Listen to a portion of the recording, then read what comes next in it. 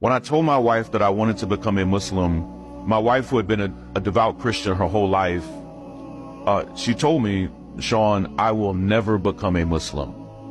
And it hurt me a bit because I didn't want to do anything to jeopardize my marriage. A few weeks later, when I traveled to Edmonton, I shared with some men, including a local imam there in Edmonton, that I didn't know how to approach this with my wife. And the brother told me something that was so profound. He said, Sean, do not try to convince your wife to do this. He said, it's more likely that you will mess it up than anything else. He said, but I do want you to trust that Allah will guide her heart.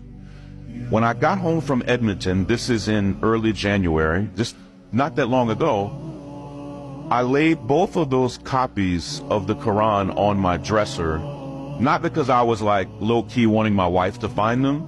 I just didn't want them to get bent up in my suitcase. I was so exhausted from traveling that I went to bed like at 8 p.m. When I woke up almost 12 hours later, my wife had grabbed one of those copies. She's a professor, a doctor. Yes. She had already, through the night, she had already read almost half of the Quran. When I woke up, my wife said to me something that was so shocking. She said, Sean, I think we should become Muslims. And there's a powerful lesson there. Like most Americans, most of what my wife knew about Islam, she learned from places that you don't want to learn about Islam. If what you know about the Prophet Muhammad, peace be upon him, you learned from the news, if you learned it from movies, if you learned it from social media, it will be misinformation. And my wife, who's an intellectual, a voracious reader, first thing she said to me was, Sean, the Prophet Muhammad, peace be upon him, he is not who I thought he was. Wow. And she was just moved by his life and his example.